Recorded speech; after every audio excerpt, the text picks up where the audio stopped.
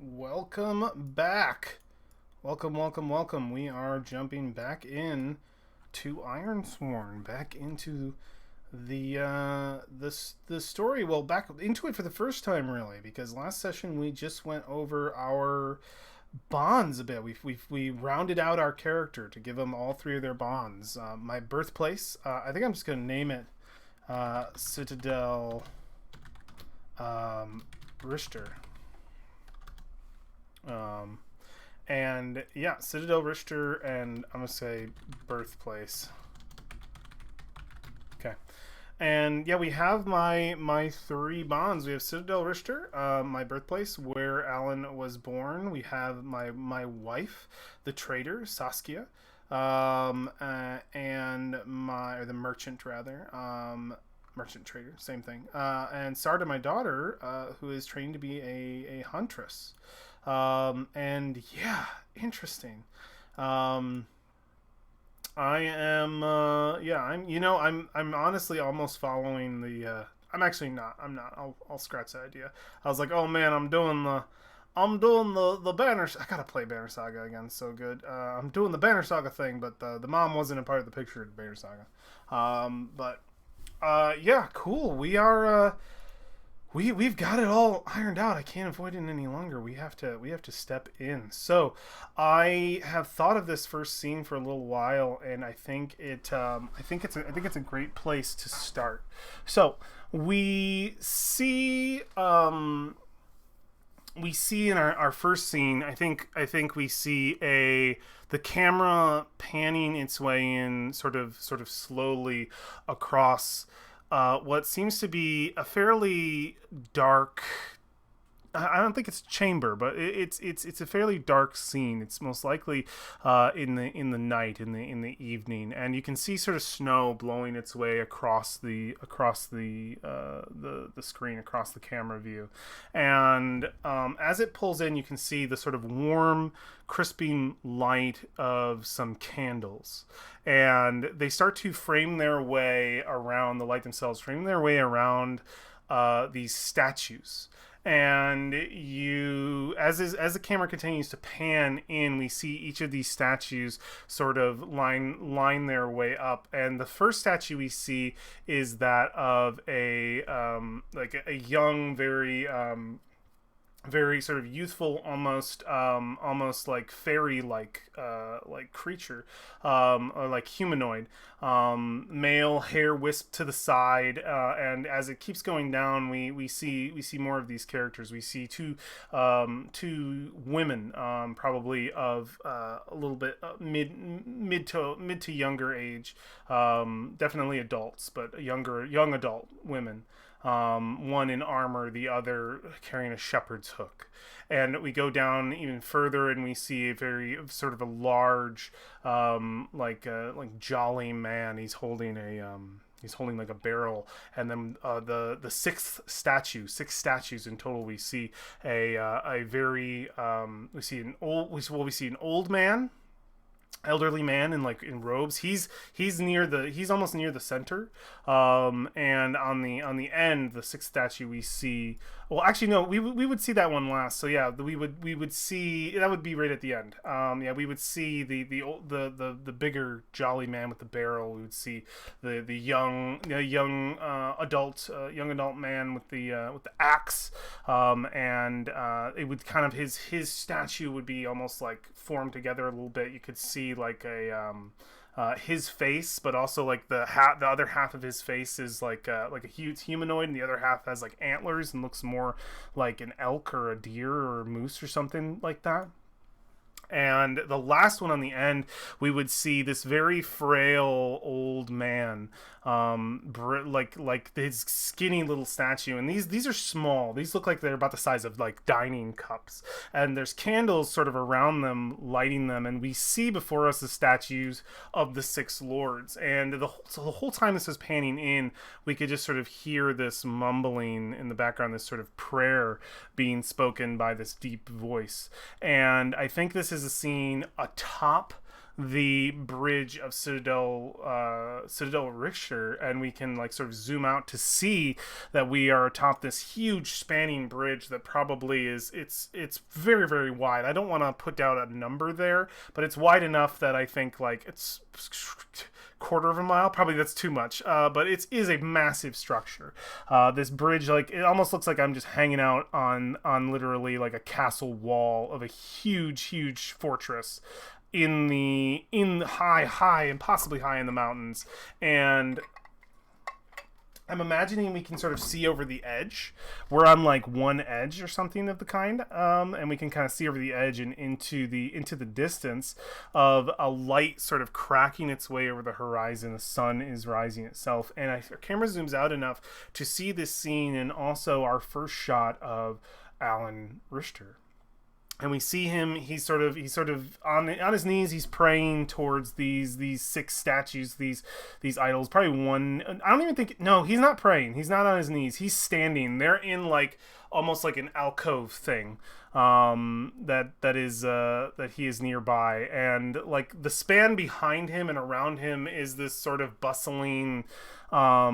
I don't know so much bustling because it's cold, but we would see like buildings and tarps and tents and wood structure, some stone structure up here of just like what would look like a small city, like around him.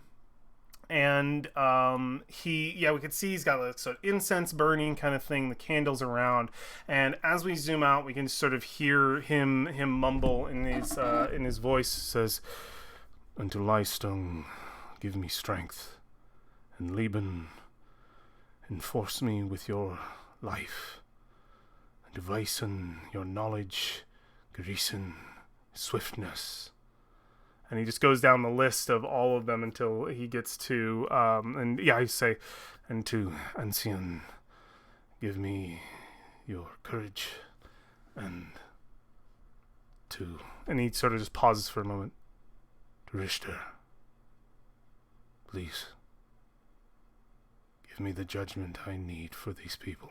And he just sort of like, he's just mumbling that under his voice. It's like, "Let me see clearly, please."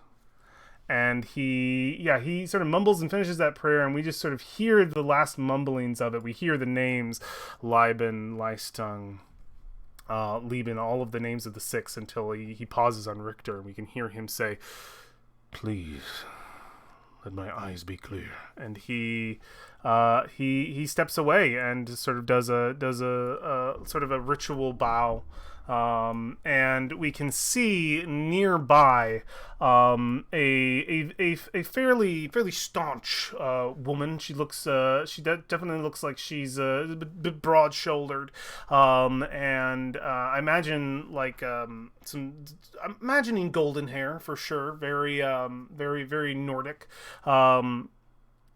tied in some interesting fashion to this area, and finer dress, I would think, finer robes, but like something outdoorsy that would be thick, enough, and you can tell that it. I don't think it's so much of a dress; it's more of like a coat that spans on either side, and you can see she has like actual like pants, like padded pants on, and then we would see a young daughter, I think, just raven black hair, and in similar like warm weather clothes, in a similar sort of fashion to her mother's, but looking a little more rough and tumble, a little more meant for like my wife's clothes in this moment, I think, are more like ceremonial. They're nice looking going out clothes, where my daughter's would be a little more rough and tumble, a little more tomboyish, a little more like these are sturdy for going out clothes for hunting. And I think we're in a situation where I've just informed them that I have to leave, that I have heard of and I don't think I've told them. I don't think Alan has told them anything of what he has found. I don't think he doesn't want to worry. He doesn't want to cause any panic in his wife or in his daughter. So I think he's not lying right now, but he's coming up with an excuse to leave, effectively. He's told them that there is work. There is a caravan that has gone missing on its way to Citadel Leistung from Citadel Ancien, and Yeah, it needs to be it needs to be found. So yeah, he'll approach his wife and daughter, put a hand on either their shoulders, kiss his wife on the cheek, kiss his daughter on the top of the head, and just say, "I won't be gone for but a few days. I I'm hoping that it's just a situation where they've gotten caught up in the reeds. Nothing dangerous, but I believe there will be reward for my efforts. Regardless, I would go anyway. They apparently found something of great importance somewhere in the swamps of Ancien. I can't really say what it is, but it's important. I'll be back in a few days, and when I am, we'll eat well." And I think my wife sort of claps me on the cheek and gives me a look of just, "You just best be returning, Alan. And if you don't, well, I'll be coming after you." And he'll just look and says, as always, my love."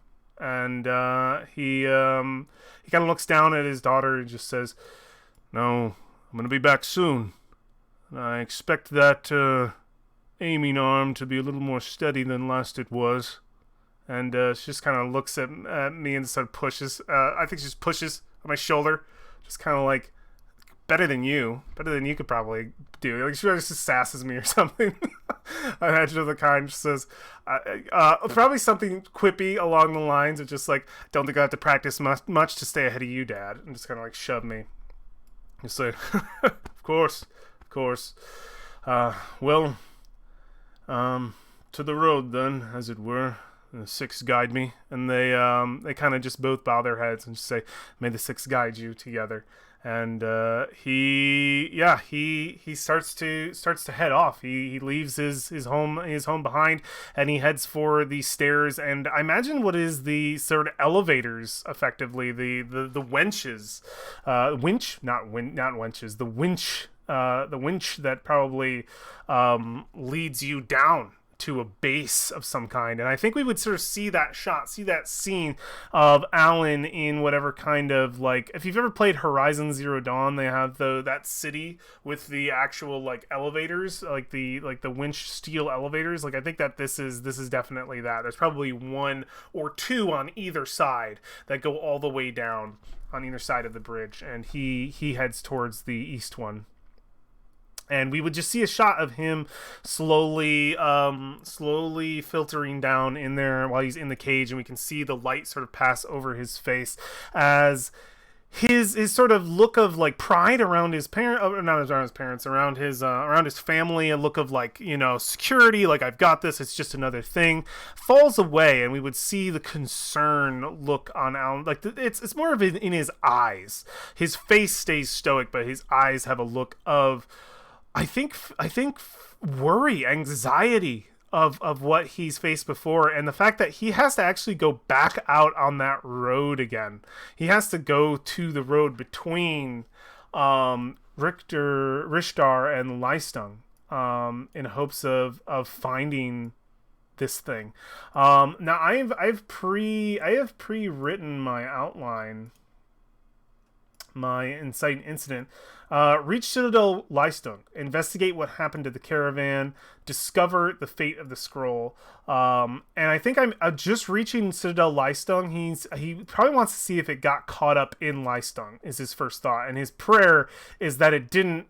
The worst nightmare in Alan's head is that they were trying to make their way from Leistung to Richter, and they met the fate that he saw, a demon passing through, and were either destroyed by it or worse. Now, there's something else that's worth noting. There was definitely a Wayfinder with this group, and his concern will definitely be what happened that this, like, usually these things don't get lost. If they get lost, most likely something bad happened, because a Wayfinder either was lazy and left them behind, got screwed or got screwed by money and left them behind, or did something, or The worst case scenario, that Wayfinder got killed and that caravan is in trouble or also has been destroyed. So there's a lot of concern in his face. A Wayfinder has effectively failed, and he's not sure what the situation is. He's hoping he'll just go to Lystung, find a Wayfinder, of which he'll probably know the name, since I feel like most Wayfinders might know or have heard of each other to some degree, and find the Wayfinder, get information on what happened to this caravan, and take up the job. Like, in his head, best case scenario is this guy just got screwed over money wise. They weren't going to pay him as much, and he left them on the road, and they got lost.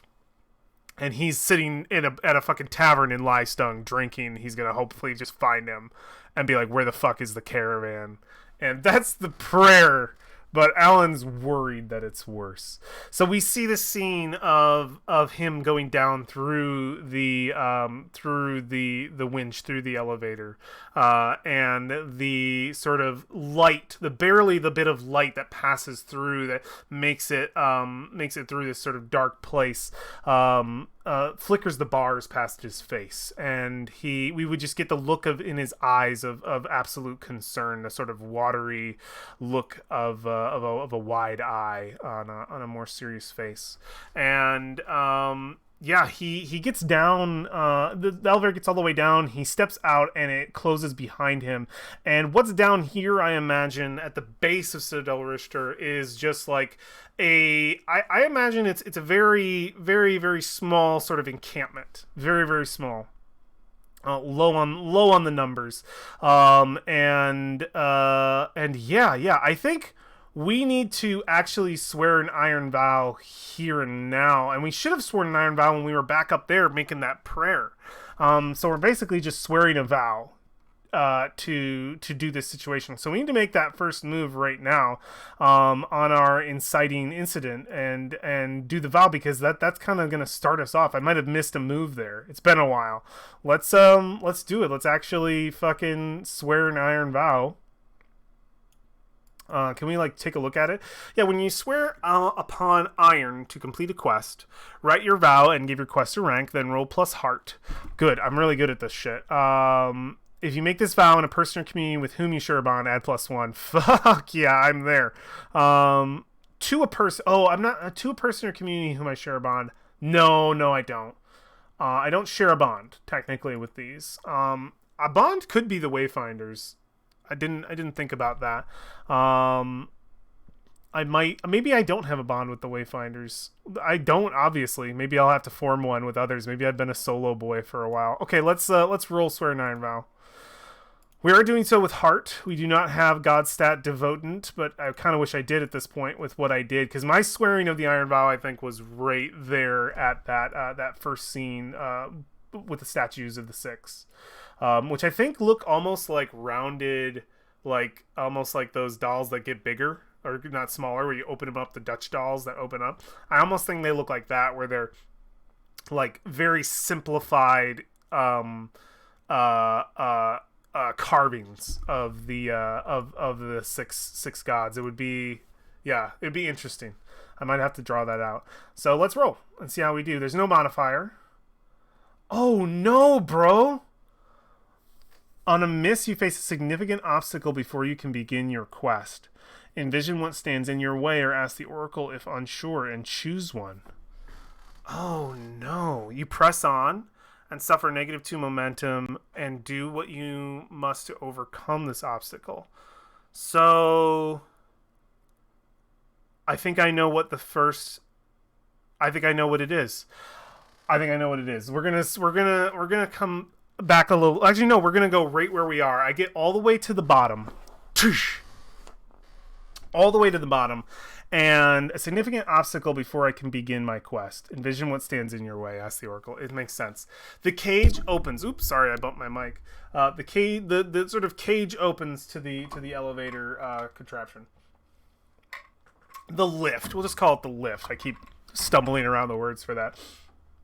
And as it opens, oh man. Waiting for me at the bottom of the lift is a person.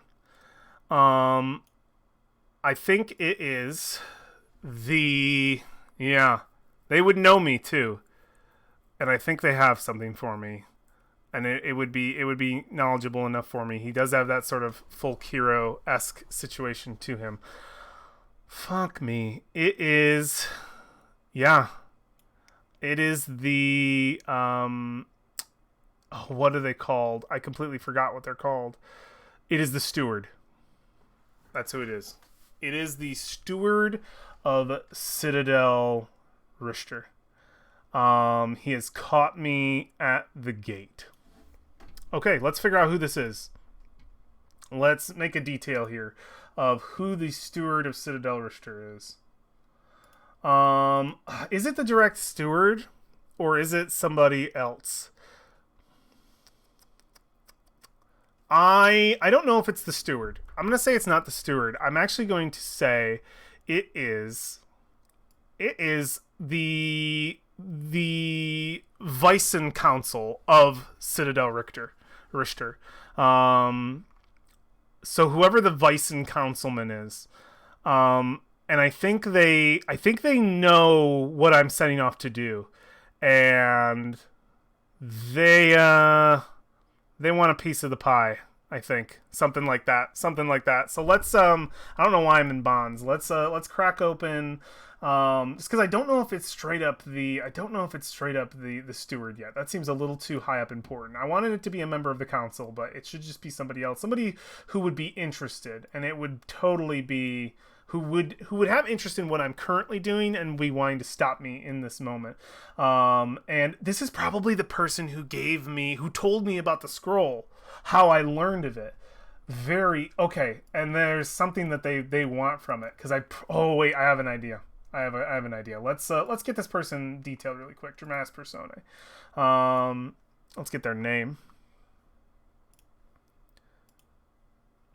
Aaron. Oh, I love it. I don't want to give a last name. It's fine.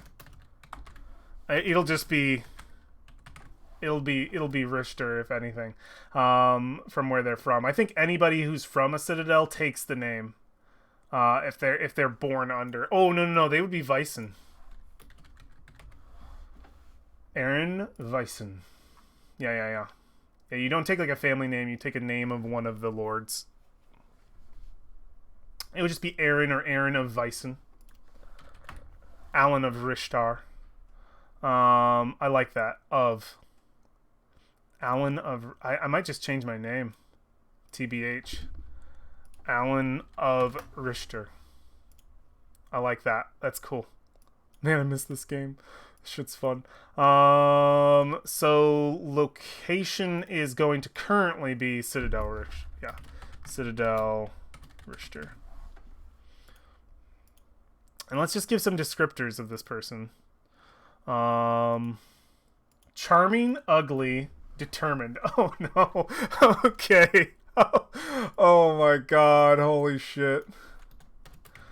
Charming, ugly, and determined. Oh no, who am I dealing with here? Their goal currently. I already know what their role is. They're a member of so yeah. Role is Vicen Council to Citadel Richter. Vicen Council to Citadel Richter. Charming, ugly, and determined is the descriptors, and let's do the goal. Protect the status quo. That makes sense. Protect the status quo. And then their disposition towards me. Friendly. And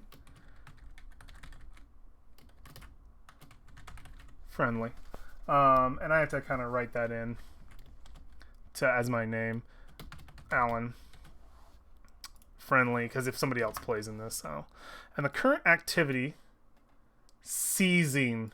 Oh no. Oh fuck me.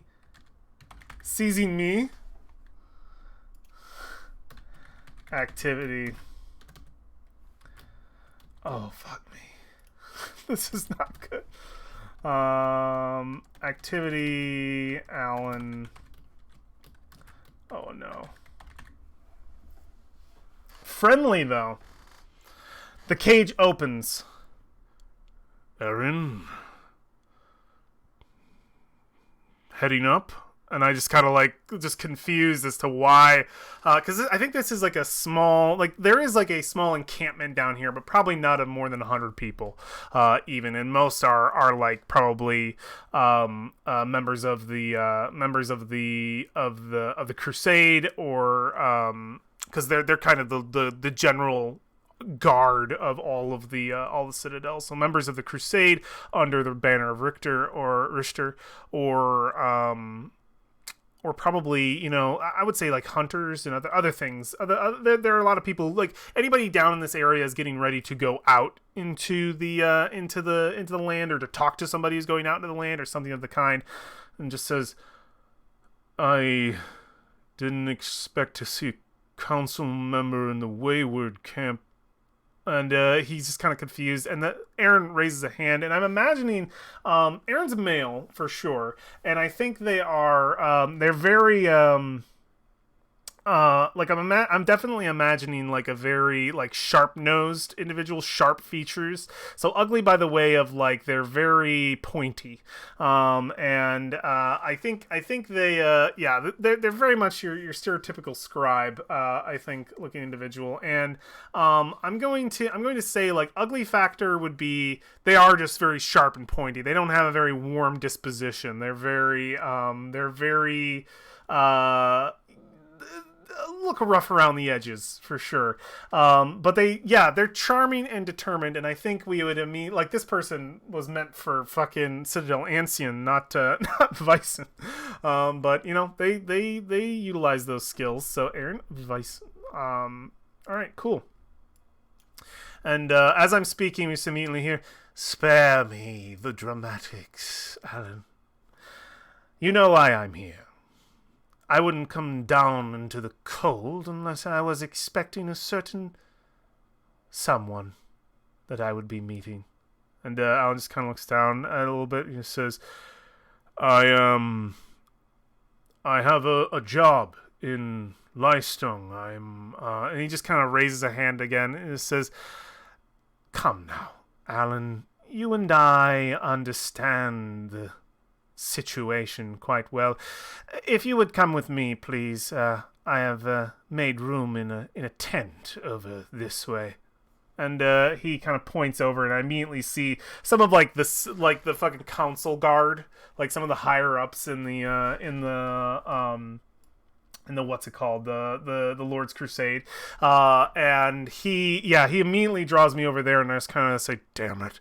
I was trying to avoid this." And this is what I'm thinking. I think that Aaron of Vicen, he's the one who originally told me about this situation going on, and he wanted to employ me to bring the scroll to him directly, and not directly, and that from there would see to its escort of the to Citadel Vicen. He wants the prowess of like, I want this to be my, so he's heard that this thing is missing. He wants to send me out under his employ to bring it to him, so that, because there was probably some other individual who wanted the clout in Citadel Vicen of, I found a truth scroll, and fucking Aaron of Vicen totally, he smelled this, he got this information because he's a part of the halls of understanding, of the halls of antiquity or something of the kind. Like, he's from Citadel Vicen, so he's good at this shit. He got the information he needed of this situation, though that might fall more under Citadel Garrison and Garrison's acolytes knowing the rumors. So however it came across, Vicen got this info and he gave it to me in the hopes that I would help, and I help him get the scroll. I declined. I said that I was too busy, that I had other things to attend to, that my family needed my attention. And he respectfully just said, "Oh, well, then I don't expect you to tell anybody else about this. I'll hold you to your word," kind of thing. And he says, "Oh, of course." And fucking Alan's trying to sneak around him, trying to go after the scroll himself. And fucking Aaron either caught wind of it or something, and he knew that I would be coming down this way. It's a big enough city that he knew he couldn't cut me off up inside of the bridge. He needed to catch me at a choke point, and the choke point would be the end of the lift in the Wayward camp on the road of towards Citadel Lystung. So he has caught me here. He brings me into his tent that he sort of makeshift like took over, which probably belonged to some like merchant down here, like ready to sell goods to people traveling. He's kind of shoved out of the way, used his clout as a council member to seize a temporary base of operations, or just a room effectively to for privacy, because he doesn't want anybody just to hear this out in the middle of nowhere. So he escorts Alan in there, and when he comes in, Aaron immediately has like a table like already set up, and he's already eating some of the food and drinking some of the wine of this merchant who he's taken over. And he says, "Well, are you going to sit? The wine is good, the food is good. You have a very long journey ahead of you, I hear, so I imagine that you will want to stock up before you go." Alan just sits down and says, "And where did you hear that?" And he says, "I have my ways, Alan. Don't you think for a moment that after the information I gave you, I didn't keep a steady eye on your activity. The situation that is at hand is a delicate one. So, I simply just want to ask, as a friend," and his teeth sort of grind open, "as a friend, what has so suddenly changed your plans that you are taking off so suddenly?" He says, "I imagine that business is my own, Aaron, but as I have told you, there is work for me in Lystung. I am hoping to head that way." Says, convenient. And we're at kind of an impasse of like, I want to go, I want to leave, and I'm trying to make. I am effectively lying here, unfortunately. I don't remember if oh man, if this skill falls under, if Shadow falls under deception. I think it does. I need to quickly look up my book here. I have to have that. Give me my Ironsworn book. It should go through and describe to me what all the stats are fairly easily here. The basics, setting, iron vows, moves, GM. I wonder if I maybe just needed the I actually might just need my DM screen. That was so helpful before. So Ironsworn rulebook spreads, assets. Is it in assets? Bonus, oracles, asset. No, this is just actual assets. Map icons, extras. Portraits. No, it's a PDF. Character sheets. Map icons, rollable tables, rulebook spreads? Oh no, that's the spreads area. Where in the world, Carmen Sandiego, is my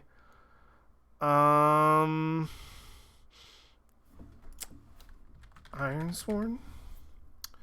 Delves rulebook, frames.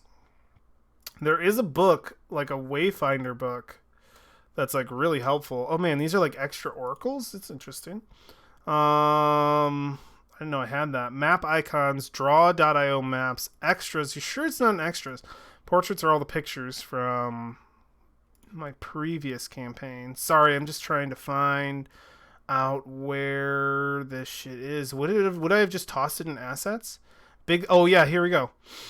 I think it would be in here. World workbook, moves reference, oracles worksheet, track sheet, and master set no backs. No, that's assets. Big list of RPG plots. It's the Lodestar. Okay, here we go. Sorry. I just feel like this is going to be helpful to have up. Got the campaign set up. Matches. Mechanics summary. Ironlands. If it's mechanics summary, wouldn't it give me a quick overview? I was hoping it would give me an overview of the stats and their difference. Momentum.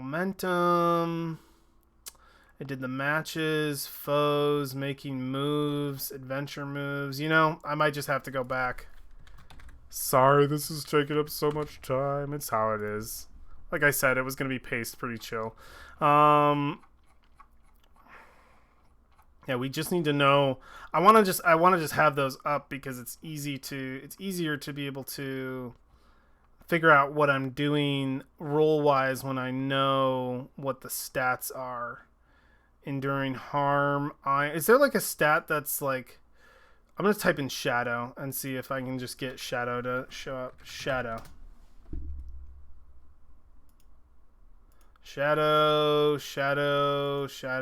Here we go. Deceptiveness is it. Oh god. All right. I need to actually just like copy this and make sure it's in my thing so I don't have to lose it ever.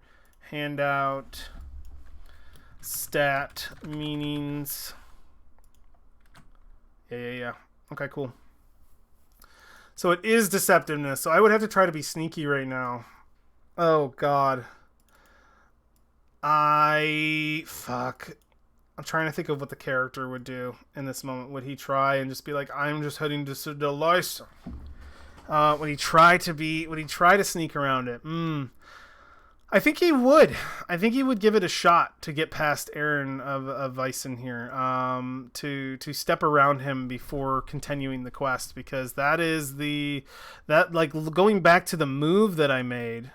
Again, these episodes might be like a move an episode, depending upon if we get into combat. I might just because moves frame so much. Yep. On a miss, I face a significant obstacle before I can begin my quest. Envision what stands in your way. Yep. No matter what, I'm going to be losing 2 momentum because of this situation, I think. Whether I'm just trying to find a way around Aaron of Vysen or what.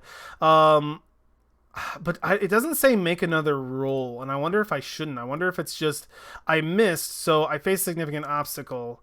I press on and suffer 2 momentum to do what I must to overcome. Because I have to do what I must, it makes sense. So we're actually going to... Why am I at -5? Jeez, it was showing me. I might have clicked on it on accident. I'm at 0 momentum though. I have lost my momentum for like making my way here to Citadel Leistung, and I have to face this situation. So I think he's immediately going to try and compel. I wonder if I can use my. I don't have a story. I don't really have a story to use an asset here. To use Storyweaver. When I secure an advantage to compel, forge, sharing an inspiring or enlightening song, poem, or tale, envision the story you tell. All right, he doesn't have a lot of shadow, but he is a Storyweaver here. So I think he'll come up with a tale here. He'll just say, I think Aaron, as he says he's going there, and he says, and what, pray tell, are the issues in Leistung that you are so keen to reach? What troubles do they face, Alan? And he just kind of looks over to him and says, well, if you must know, apparently there has been an encroaching elder beast making its way closer to the encampments near some of the wood-cutting camps of Citadel Leistung. There is concern that the creature is going to start causing damage with the recent increase in the way that they built the area. Apparently, one of the woodsmen saw a creature of great fear. A multi-legged monstrosity. Some say it is a spider. of great size. It thought at first its legs to be trunks of small trees, but no, instead it was moving. He saw the legs shudder, and the fear that gripped him was enough to send him crying back to Citadel Lystung. There are few who are going to make their way out there, Aaron, now to mine wood that is needed for the fires that burn in our very hearths. I need to get out there, confirm the presence of this creature, and use what skills I have to lead it away. If it feels threatened, well, there must be reason for that. At the very least, I could give counsel to those woodsmen in Lystung and its surrounding territories in the hopes of finding a happy medium. Perhaps they not build in that direction. In any case, I am heading there to find what it is that they offended of the Elder Beast and mend over this offense. And yeah, he'll give his best story here that he can in using... Usually, I don't think Alan... He's not much of a liar, but I think he can tell that Aaron's intentions are very self-serving and that there's more important things on the plate here. And he's going to need to do this. God, I play a character who lies and I never get to lie. And then I play a character who isn't built to lie and they're always lying. Not always. This is the first kind of challenge. So we're in this tent. I'm being waylaid.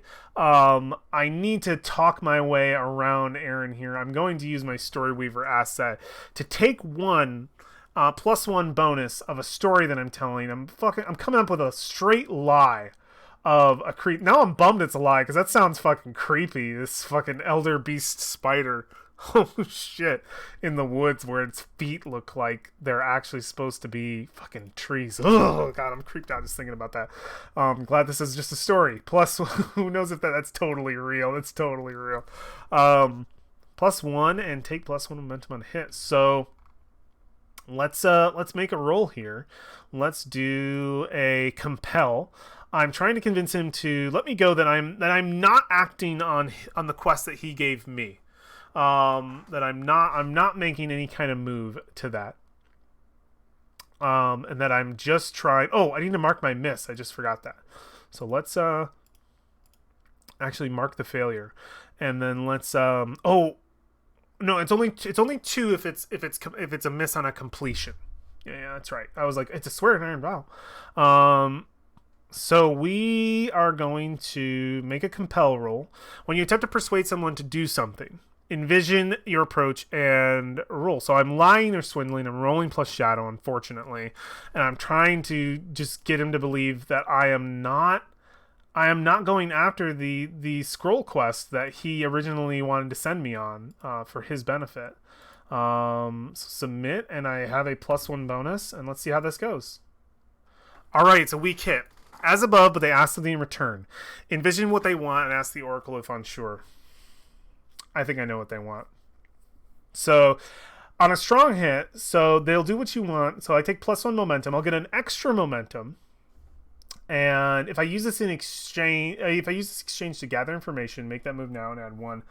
I don't think this exchange is gathering information, so I won't be doing that. But I do get 2 more. I get my momentum back. I get my momentum back because of my asset and because of the fact that on a weak hit as above, but they ask something in return. Yeah, I think he hears my story and he says, "Well, I've never known Alan of Rishtar to tell a lie. I believe you. I do. Sounds like something that the trouble of Lystung would run into. It's just so inconvenient that I had just recently asked for your assistance, and this has just come up, and you've decided to take this job instead of mine." Says, "This job involves family. I have a brother out in Lystung." That's true. I do have a brother out in Lystung. I need to remember that. Let's actually do that. A brother out in Lystung. I have a brother out in Lystung who has a personal concern of his own compatriots. He sent me a letter recently asking for help. He knew that I was a wayfinder, and that's the situation. And I do have a brother out in Lystung. He probably does have some buddies in the lumber mill thing, but there is no elder beast. That is a full on fucking lie. And yeah, I think he just goes, well, I think this can still be somewhat beneficial. If you are bound for Lystung and no further, perhaps you will run into our quarry. He says, Aaron and I want nothing to do with your quarry. I will have business there to deal with. He says, yes, of course. I am simply asking that if information were to find its way to your ears, that when you come back to Citadel Rishtar, I intercept you and see what you've learned. I expect that it will be nothing, but when you return, know that I will be looking for you. And you can tell me if you found what you were looking for, or if perhaps you made your way by the scroll, or any information regarding the scroll. If that is the case, then I will gladly pay you for that information. But note that if you do come back this way, I will find you, and you will tell me what happened. He says, if it must be this way, Aaron, then so be it. I will, if I find anything, you may waylay me when I make my way back to Rishtar, and question me as you will. He says, of course. I do hope you are able to deal with the Elder Beast situation, and I also hope that luck will find more information to you, as I'm still unable to find anyone willing to take me up on my quest.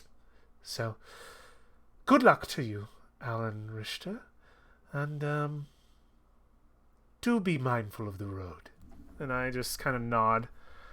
Yes, and I'll clink cups with him, because he has a friendly disposition to me. I have nothing against Aaron. I just know that he wants the scroll for his own, and I want to see this scroll get to Citadel Vysen without any of the bullshit, and have them interpreted as soon as possible, in the hopes of maybe convincing some of the scribes there, where we're better to get the people on your side than literally the hub of information, Citadel Vysen.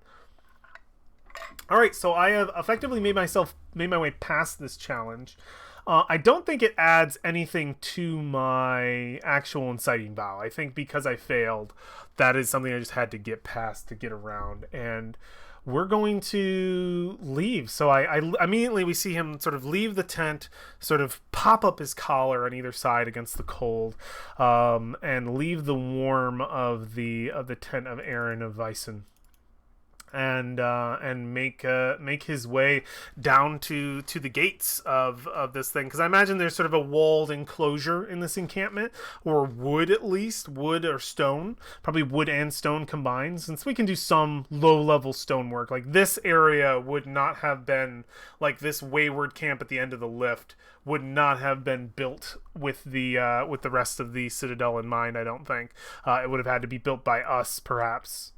At least to the state that it's at. So yeah, he'll head to the gates, make his way out, wave past the gate guard, and the road opens before him. The gates open, and we just see this dusty, iced trail out into the frost of the mountains, effectively out into the curve of the mountains, very much looking like the and if you haven't listened to my stuff before, me play Ironsworn, I make a lot of Lord of the Rings comparisons. Let me move my mic back a bit. It looks like the fucking path going into the mountain that Aragorn goes into to meet the ghost dudes in the third movie. And yeah, the door just stretches open, and he makes his way. Actually, I think it's a little bit less that, because that's a little too dusty. I think it's a little more vast, a little more mountainous, like a little more like you can see the wilderness. And I think it's a road that like has to climb its way up. So either side is almost sheer cliff, and he makes his way out onto this sort of sheer cliff side road and into the mountains. And I think we're going to begin our first journey, and it's going to be to Citadel Lyson. Journey to Citadel Lystung. Across a road he has gone before, a road that he doesn't want to do. Again, I'm going to mark it dangerous, I think, and it will become formidable if it's worse. But this is a road that he definitely isn't really hyped about. So, an interesting factor here that I have made. Actually, it's not going to be. It's only going to be considered troublesome because the way I wanted to do roads is between two citadels is troublesome. Between two citadels is if you're traveling two full citadels in a journey, it will be dangerous, and if you're traveling three, it will be formidable. So any which way you go, the thing about the sacred road is it will never surpass formidable, because the roads are, for the most part, narrow, like straight enough to follow. Getting lost on a road is something that definitely can happen because it's broken up in certain parts, but it's the quickest way to travel. So this area in the actual wilderness is same travel rules, where they can be that like just any short distance inside an area is troublesome, a long distance inside an area is dangerous, one area to another is formidable, across multiple areas is extreme, and from one end of the map to the other is epic. And I think that's how the original always worked. So we're going to begin our journey to a road Alan knows, a road he remembers well, and a road he fears now more than any other. He would, if it were up to him, not be taking this way, but he needs to get to the scroll here and now. So we are going to begin our journey. Adventure moves. So we need to undertake a journey. We need to get to Citadel Lystung, gather information, find out what happened, and find this fucking situation. So let's do it. So it'll be 3 progress per waypoint. And we will make our way. Any of these will take at least 1 to 2 day journey. And I'm on foot. So I think I'm on a 2-day journey. Because it's I think when you're up in the mountains, either the road and either of the roads to Citadel Richter, I think, are not traversable by horse. You have to do any of these other roads further up to have that work out. So excellent. We are going to begin this. God, I hate the rolling is dangerous. Rolling is bad. So let's roll. We're rolling plus wits. I don't have anything along the way that's really going to help me make my way through. So we want to frame the fiction. So I think we've sort of framed the fiction for what the beginning of the journey looks like, of going out on this cliffside road, of seeing these vast mountains on either side, and seeing just the wide expanse that Richter is actually in, and how dark it is. It's very, very dark. We're deep in mountains. The actual size of the mountains is blocking out the sun and how it's rising. And this is early morning, so we were making our prayer almost before the sun rose. We could see it rising in the east, and it's set in the west, right? That's how that works. Yeah. And we see him just take off onto the road. He pops that dusty collar, and he's making his way through. So it's going to be wits. I don't have any assets to help me advance further. Storyweaver doesn't help. Swordmaster and Slayer. I'm not going after either of these, so yeah, we're just gonna make our way. I'm not getting paid for this either, so rough. Let's just see how we do. Weak hit on undertake a journey. Okay, that makes sense. Let's take a look here. On a weak hit, I reach a waypoint and mark progress, but suffer 1 supply. So we're going to. Where is my supply at? I see momentum. Oh, it's up here. Okay. We'll go down to 1 supply. All right. So what does that mean? What is the friction framed there? So we reach a waypoint, of which I can get a quick oracle out here to tell me what they think that waypoint might be. And then I might mark the waypoint on the roads. I might do that just because that's interesting to like keep it there.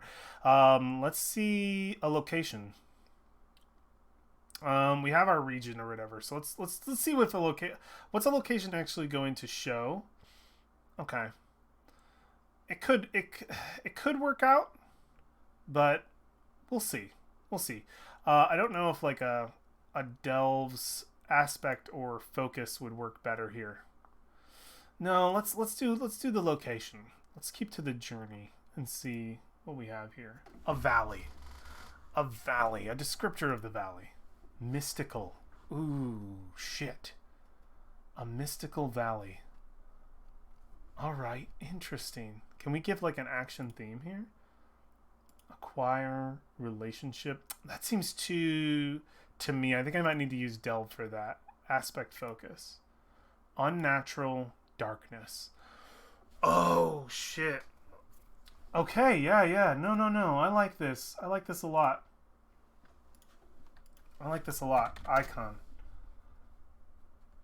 What do we have here? Town, farmlands, mountains. I'm actually going to grab this and I'm going to just flip it upside down. There is the deepest part of the road, I think. We're going to call it like the deep road. Deep Road Valley. Where it like almost just goes into the earth. Like it just carves underneath the way.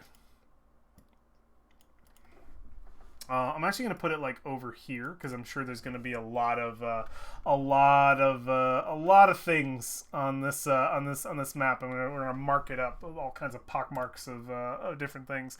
That is interesting. So Deep Road Valley, Shattered Waste, location. So let's detail that. Deep Road Valley. And the descriptors are a mystical, unnatural darkness. Mystical, unnatural darkness. Okay, I like this. I know I've definitely been relying on the... for a lot of the game portion, I'm probably going to be relying on oracles and just be very picky choosy.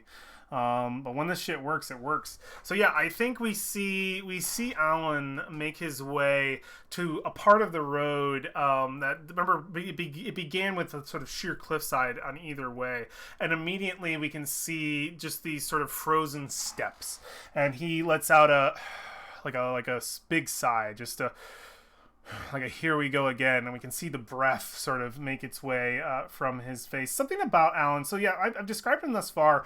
The sword on his back, a descriptor in my head. He's got this long sword that is it's more like a great sword, but I want to say it's still a long sword because of its sort of girth, effectively. And the base of the blade, a good like foot, is all leather wrapped. So only like the end of his blade, the second half of his blade is exposed. The first half is all sort of a leather wrap grip. And I think it's mostly for just his fighting style. He's more stabbing than slashing. He uses the thing more like a spear than anything, but we would just sort of see that on his back all the time. The metal of it clinging on the chainmail underneath his arm, underneath it, because he wears like a set of chainmail underneath the leather.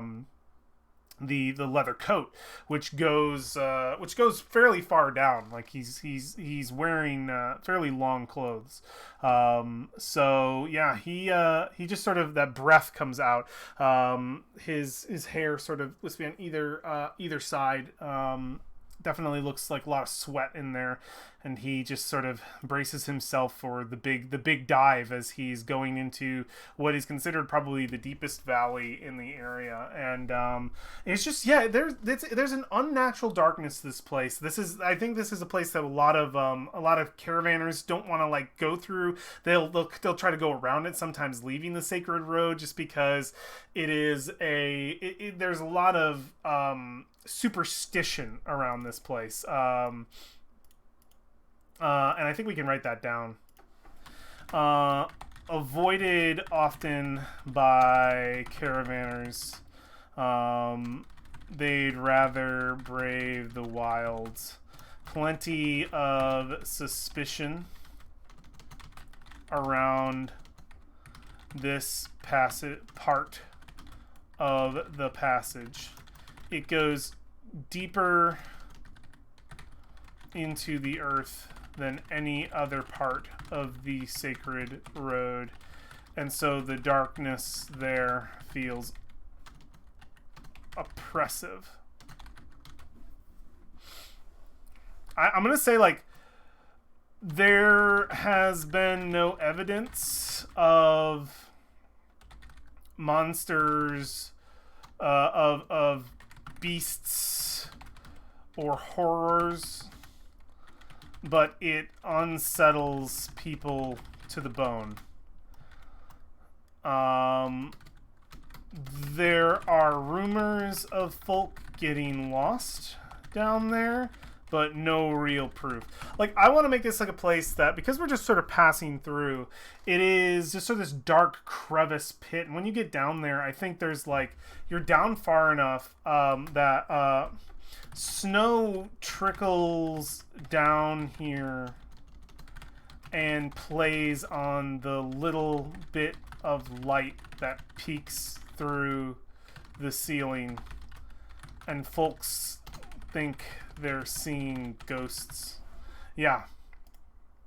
So, like, you can see, like, little bits of snow, like, just sort of making their way down here from this huge crevice in the earth, and the light will just, like, barely what beams will get down here will reflect off that snow, and people will think they're seeing orbs, they're seeing ghosts. There's that sort of mysticism to this area.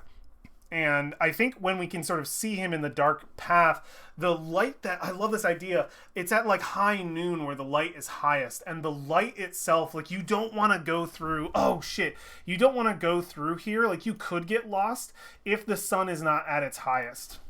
The sun needs to be at its highest to reveal the road.